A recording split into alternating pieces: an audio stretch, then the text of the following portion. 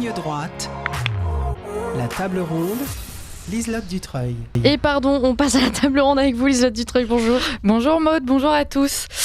Il y a moins d'une semaine, la censure s'abattait sur le camp identitaire et patriote Occidentis, Livre Noir, Une Bonne Droite, Octorum, La Cocarde, l'ASLA, l'association de soutien aux lanceurs d'alerte, mais aussi le compte d'Alice Cordier ou de Jean-Eudes Gana. Tous ces comptes Instagram ont été supprimés sans raison apparente, bien qu'il est aisé de constater leur dénominateur commun et donc d'imaginer que cette censure opérée par le groupe Meta a bel et bien quelque chose de politique. Après l'indignation, place à la riposte, puisque le camp patriote est habitué aux batailles, vu l'acharnement judiciaire qu'il subit ces derniers temps. Nous retrouvons donc maître Pierre-Vincent Lambert, avocat de l'association de soutien aux lanceurs d'alerte, qui a pris la décision d'attaquer en justice le groupe Meta. Bonjour et merci d'être parmi nous. Alors, maître Lambert, alors on y va dans un instant. Bonjour. Avec nous également ce matin Jean-Eudes Gana, dont le compte a été supprimé, je le disais, militant identitaire, lanceur d'alerte et porte-parole du mouvement Chouan, auteur de Pourquoi l'Alvarium, paru en 2022. Merci à tous les deux donc d'être avec nous ce matin. Alors la question que tout le monde se pose forcément, c'est pourquoi cette décision soudaine d'Instagram de supprimer ses comptes? Est-ce une initiative spontanée du groupe Meta ou bien est-ce le résultat de pressions extérieures sur le groupe? Alors on va tout de suite me taxer de complotiste, donc je précise que la question est plus que d'actualité. Mark Zuckerberg lui-même, le PDG de Meta, vient de reconnaître avoir cédé à la pression lorsque l'administration Biden le pressait de supprimer certains types de contenus relatifs à la crise du Covid. Maître Pierre-Vincent Lambert, donc, qu'en est-il? Bonjour. Écoutez, sur cette question précise, malheureusement, je n'ai au risque de vous décevoir, je n'ai pas plus d'informations que vous sur le motif de ces censures intempestives. Moi, j'ai été saisi et sollicité par l'association de soutien aux lanceurs d'alerte qui veut mener un combat judiciaire accompagné d'autres intervenants qui ont été eux-mêmes censurés.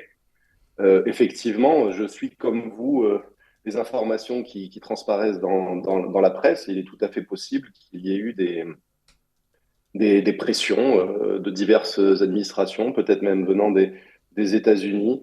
Pour l'instant, c'est même tout le problème, c'est que on n'a pas les motifs. On n'a pas les motifs dans un premier temps, en tout cas, de ces censures-là. Les conditions d'utilisation de Facebook ne le prévoient pas. Et d'ailleurs, il y a une décision très récente, on en parlera peut-être, sur le caractère abusif de cette clause permettant une résiliation sans motif. On va en parler effectivement. Jean-Eudes Gana, avant cela, cet aveu de pression justement de la part des politiques sur des groupes comme Meta, est-ce que ça vous inquiète? Oui, bien sûr, on est passé d'une situation déjà inquiétante où la liberté d'expression était à la merci de législateurs plus ou moins lointains, à une situation où elle dépend carrément de techniciens de la Silicon Valley, quoi. Enfin, forcément, c'est un petit peu inquiétant. Alors là, a priori, ça pourrait être aussi des pressions de la même façon qu'aux États-Unis. Les pressions venaient de l'administration Biden sur le groupe Meta aux USA. Ici, ça pourrait être donc les politiciens français qui feraient pression sur le groupe Meta en France. Est-ce que, selon vous, maître Pierre-Vincent Lambert, il faudrait développer une législation justement pour assurer une distance entre ces deux univers? Je ne sais pas si une législation permettra d'empêcher ce type de pression. Si cela vient de la Commission européenne ou d'un commissaire européen, comme on l'a vu récemment, hein, on a vu, je crois, sauf erreur de ma part, Thierry Breton tenter un petit coup de pression sur un autre réseau, en l'occurrence sur X, à l'égard d'Elon Musk qui a interviewé Donald Trump là, dans le cadre de la campagne. Je ne sais pas si une législation permettra d'empêcher, même officieusement, ce type de pression. Mais évidemment qu'il faudrait une indépendance totale. Peut-être que des commissions d'enquête parlementaire permettraient, mais plutôt a posteriori, d'identifier ce type de pression et de les sanctionner. Mais je pense que c'est toujours difficile de mettre en place des outils préventifs. Alors justement, Marion Maréchal s'indigne et a tenté de faire réagir Thierry Breton, nous venons de le mentionner. Cette affaire, a priori, pour l'instant, elle concerne des citoyens français. Est-ce que ce n'est pas handicapant de devoir la traiter au niveau européen? Est-ce que c'est pas un signe que nous avons déjà, en quelque sorte, un peu abandonné notre souveraineté numérique en France? Vous me posez la question à moi. Oui, pardon. Euh, notre souveraineté numérique. Alors, moi, je vais parler de ce que je connais. Si je dois faire une procédure, c'est d'ailleurs tout le problème.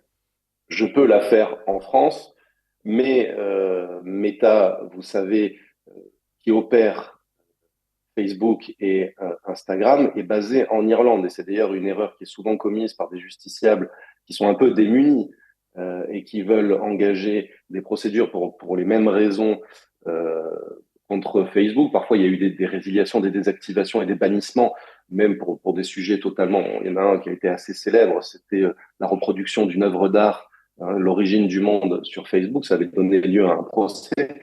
Mais systématiquement, Meta aujourd'hui confère l'incompétence des tribunaux français Mm.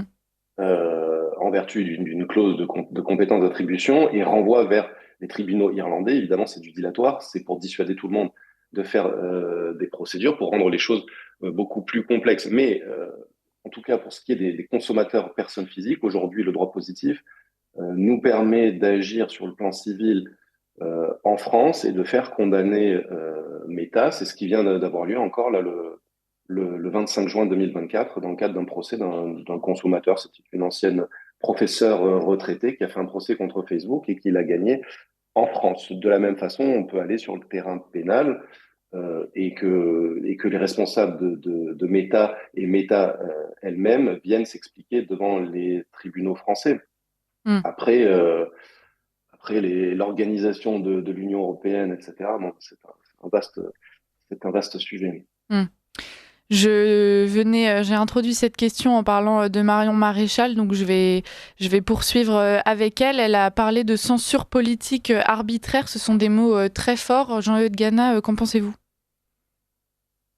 Je crois que Marion Maréchal a raison et il est à souhaiter que tous les élus de droite, tous les élus patriotes, notamment à l'Assemblée nationale, mènent un travail à la fois législative ou alors de commission d'enquête parlementaire a posteriori et au moins dans un premier temps d'agitation politique pour dénoncer cette situation qui est quand même absolument délirante. Et je reviens sur ce que dit Maître Lambert.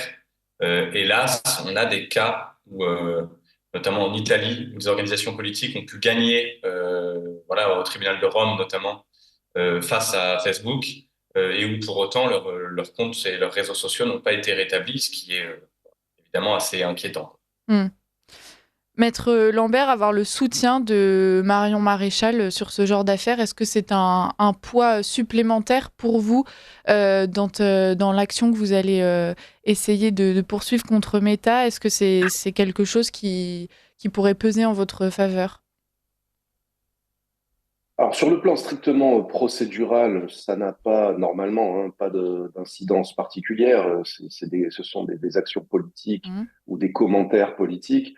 Quand on saisit un tribunal, bon, le tribunal, encore aujourd'hui, d'une manière générale, va se prononcer en droit, au regard du droit français et effectivement du droit européen.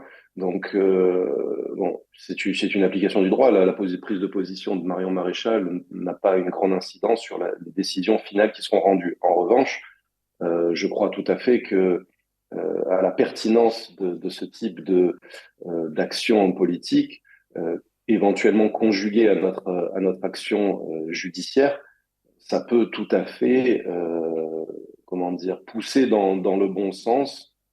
On voit bien que dans d'autres procès, même y compris chez des adversaires politiques qui sont opposés, par exemple, aux idées de Marion Maréchal, évidemment qu'une pression médiatique, une pression politique peut inciter, même inconsciemment, les juges à statuer dans un sens ou dans l'autre. Donc, c'est tout à fait bienvenu. Mm. Donc, finalement, on pourrait appeler les politiques de notre camp, si je puis dire, à s'engager justement autour de l'ASLA pour vous démontrer leur soutien de façon peut-être plus officielle.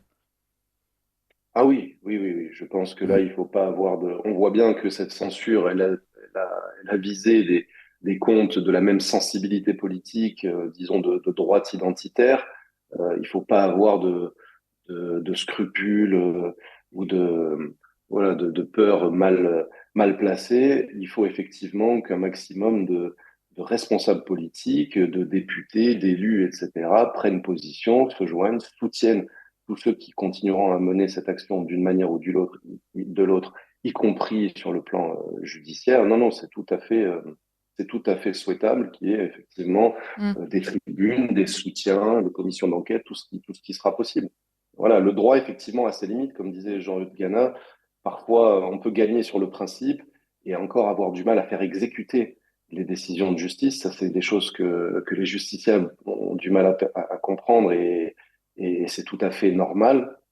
C'est qu'une fois qu'on a notre décision, et encore faut-il pouvoir l'exécuter. Est-ce qu'on a une astreinte judiciaire qui est prononcée contre ces grands groupes? Est-ce que ça suffit pour faire pression? Encore faut-il peut-être que l'astreinte financière soit suffisamment dissuasive. Mm. Hein, on parle de groupes qui ont une force de frappe financière considérable. Donc c'est vrai que la question, comment dire, la riposte juridique et judiciaire n'est pas nécessairement suffisante. Elle est indispensable, mais elle n'est pas forcément suffisante. En tout cas, toute pression politique, tout soutien politique supplémentaire sera le bienvenu. Eh, Et, Allez-y, et Jean-Eudes. je me permets de compléter ce que dit Maître Lambert. Ce sera d'autant mieux venu et d'autant plus le bienvenu que les motifs pour lesquels tous ces comptes ont sauté, si tant est qu'il y ait des motifs explicités, hein, parce que moi, me concernant, par exemple, mon compte a sauté, je n'ai pas d'explication, j'ai fait un recours. Euh, Ça fait déjà maintenant 5 jours et on me dit que ça devrait être fait dans les 24 heures, etc. Donc, on n'a aucune explication. Mm. Et même les recours, on n'a pas de nouvelles. Or, ces motifs sont inconnus, mais on les connaît, hein. Grosso modo, c'est la lutte contre l'immigration. Et donc, dans ces conditions-là, la dénonciation de l'immigration faisant encore partie du programme du Rassemblement national, ça pourrait voilà, des mesures de répression ou des mesures de censure qui pourraient leur être appliquées également. Donc, Mm. non seulement c'est le bienvenu et efficace, mais en plus, c'est dans leur intérêt. Alors, quand on dit qu'on ne sait pas vraiment les raisons pour lesquelles ces comptes ont été supprimés, Meta se défend déjà plus ou moins en expliquant que la politique d'Instagram a toujours été la même depuis le début, que tous les utilisateurs qui s'inscrivent consentent à cette politique au début, en acceptant les règles qui sont fixées. Qu'est-ce qu'on peut répondre à cela? Est-ce qu'on n'a pas une part de responsabilité justement dans cette censure? Allez-y, Enfin, allez-y, Jean-Luc Gana. dans ces cas-là, quelles sont les règles enfreintes? Parce que qu'est-ce qui fait que tout à coup, autant de comptes sautent? C'est que tous en même temps ont enfreint la même règle? Je sais pas, ça a quelque chose d'un petit peu Mm. mystérieux comme excuse. Mm. Ouais. Écoutez, je vais poursuivre avec vous, Jean-Eudes Gana, puisque après les chaînes de télé, donc on le voit, ce sont désormais les réseaux sociaux qui sont censurés. Bientôt peut-être, les messageries privées comme Telegram pourraient y passer. Et l'un des plus gros risques, c'est la difficulté pour le camp patriote de se rassembler, d'entretenir des liens. Comment est-ce que nous pourrions faire face à ce handicap? D'abord, il y a plusieurs choses. Il ne faut pas être trop catastrophiste parce que même si évidemment le climat est à la censure et à la réduction de la liberté d'expression, ce que l'on constate, c'est que, par exemple, un réseau social comme YouTube est moins censuré aujourd'hui qu'il ne l'a été il y a 2 ou 3 ans.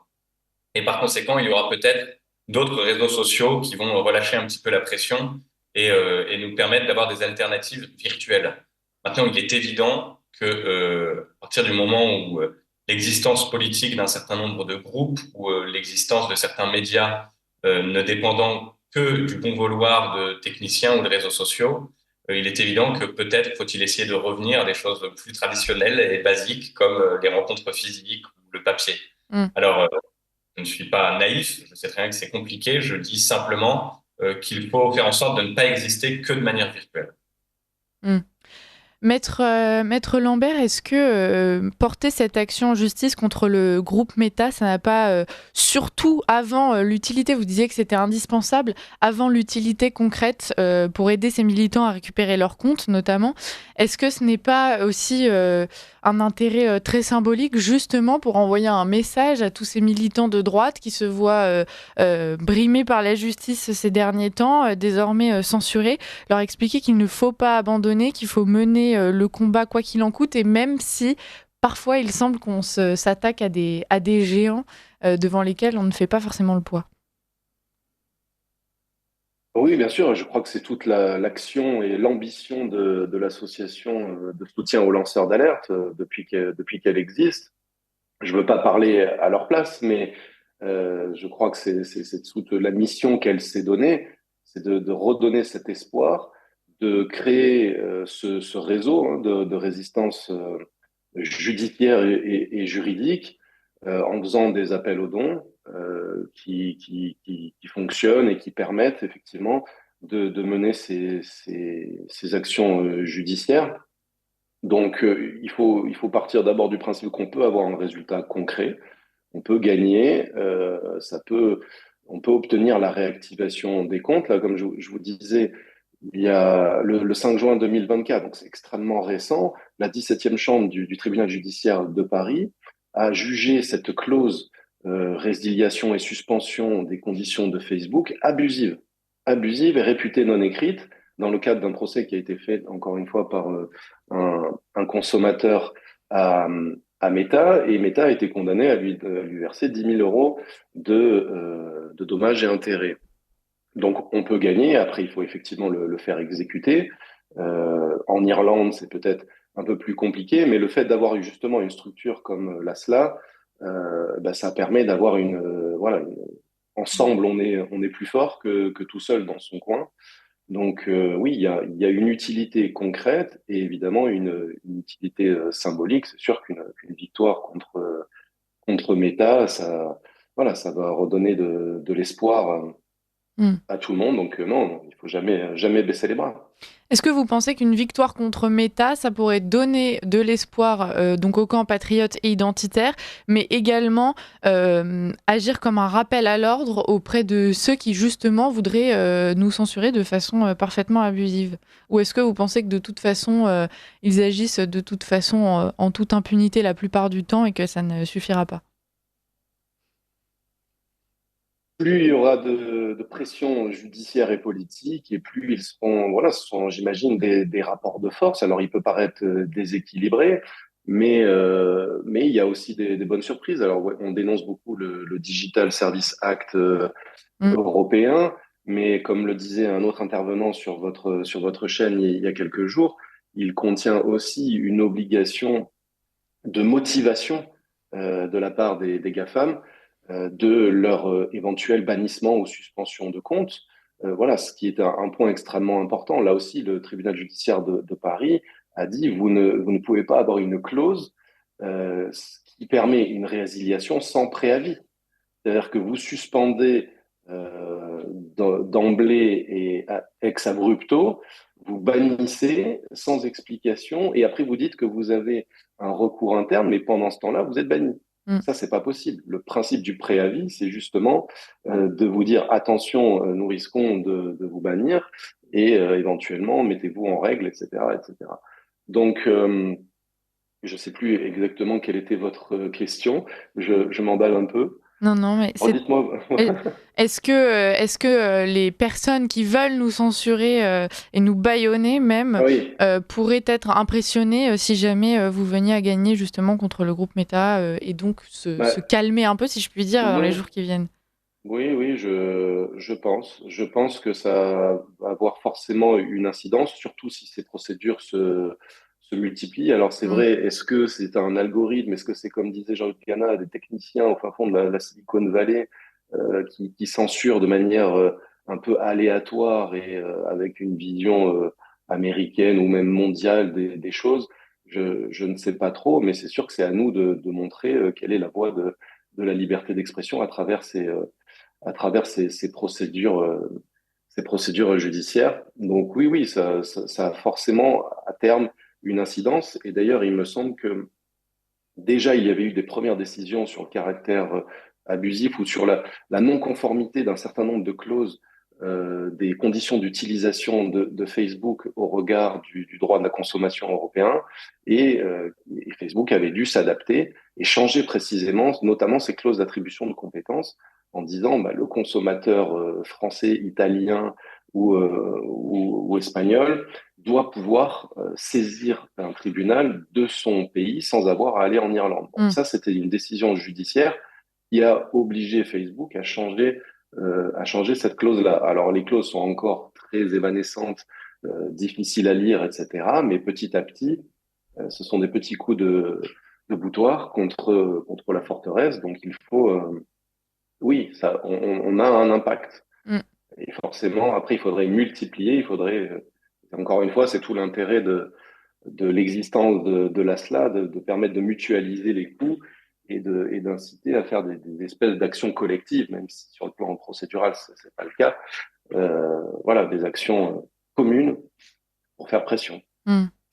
Jean-Eudes Gana, justement, donc on pourrait comprendre que vu de l'extérieur, certains militants perçoivent cette action en justice comme une tentative désespérée. Alors merci Maître Lambert de nous expliquer que non et qu'il y a des chances de gagner.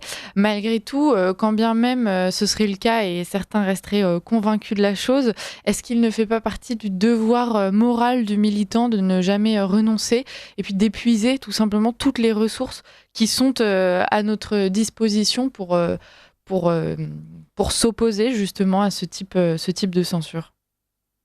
Si, bien sûr, c'est une évidence. C'est une évidence. Ceux qui penseraient que l'action de l'ASLA, en l'occurrence, est inutile, se trompent absolument. Vous savez, il y a une phrase de Sainte Thérèse de Lisieux que j'aime beaucoup qui dit qu'il faut agir comme si la prière était inutile et prier comme si l'action n'existait pas. Eh bien, je crois que dans le domaine politique, c'est pareil. Il faut tout mettre en œuvre pour faire en sorte que ça fonctionne. Mm. Donc, évidemment, des actions, voilà, des actions en justice qui ont des chances d'aboutir en plus.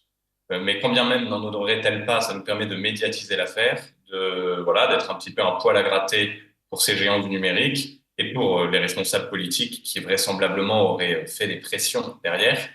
Et puis en plus, il y a des chances de gagner. Donc évidemment, non, il faut garder espoir et y aller. Et ça fait, de toute façon, on ne se rend pas avant d'avoir mené la bataille. C'est absolument délirant. Et comment expliquer justement aux militants qui pourraient ressentir une certaine lassitude qu'il faut continuer ce combat, puisque aujourd'hui on a l'impression que petit à petit, on se fait quand même avaler du terrain et aujourd'hui, on doit se battre pour notre parole. Donc finalement, c'est quelque chose d'aussi simple et basique que le droit de faire survivre nos idées et notre existence sur la scène militante et politique. On en arrive au degré le plus basique et le plus primaire de la lutte, ce qui peut être un peu décourageant. Oui, enfin, je crois que il faut savoir raison garder. Nous ne sommes pas encore au goulag, nous ne sommes pas dans la situation des Vendéens en 1793. Voilà, la situation est évidemment préoccupante. Les moyens mis en œuvre par nos adversaires sont assez usants à la longue. Mais si on se décourage pour si peu, ça sert à rien de se prévaloir du titre de patriote, d'identitaire ou de militant. Non, j'ai du mal à comprendre le découragement. Je comprends que l'on soit agacé, je comprends qu'on s'interroge sur les modes d'action à mettre en place, parce qu'on peut avoir l'impression parfois de mettre des coups d'épée dans l'eau. Mais je comprends pas, je ne conçois pas même que l'on puisse se dire que ça sert à rien, parce que alors que faire? Partir libre aux États-Unis, voilà, non, c'est un discours que je n'entends même pas, qu'il faut même pas laisser s'exprimer d'ailleurs. Voilà, il faut censurer. Vous avez récemment communiqué en expliquant que selon vous, même si justement on a l'impression de s'attaquer à une énorme machine, chacun à son échelle peut agir. Est-ce que vous pourriez nous en redire plus à notre antenne justement? Bien sûr, tout à fait. On a forcément des auditeurs qui se sentent un petit peu submergés par le découragement ou qui s'interrogent sur la manière dont ils pourraient être utiles. Et je crois que quel que soit votre niveau social, votre niveau d'études, vos capacités, voilà, chers auditeurs, vous pouvez vous rendre utiles. Alors, d'abord, pour ceux qui ont des moyens, il y a bien sûr la possibilité de faire un don à des organisations militantes ou alors à des associations comme l'ASLA. Pour ceux qui ont moins de moyens mais qui ont du temps, il faut aller à la rencontre des médias les plus proches de chez vous, des groupes militants les plus proches de chez vous, des associations, des paroisses, bref, de tout ce qui peut contribuer au bien commun et proposer vos services parce qu'on a besoin de gens qui sont forts en logistique, on a besoin de gens qui font de beaux tableaux Excel, on a besoin de graphistes, on a besoin de bras. Voilà, la cause patriotique, si je puis dire, a forcément une place pour vous et saura forcément trouver une utilité, qui que vous soyez, quel que soit votre âge. Et si vraiment vous n'avez pas de temps ou que vous êtes handicapé ou autre, il reste toujours la prière. Donc voilà, il n'y a Mm. aucune excuse. Il y a forcément une utilité pour tous les gens qui nous écoutent.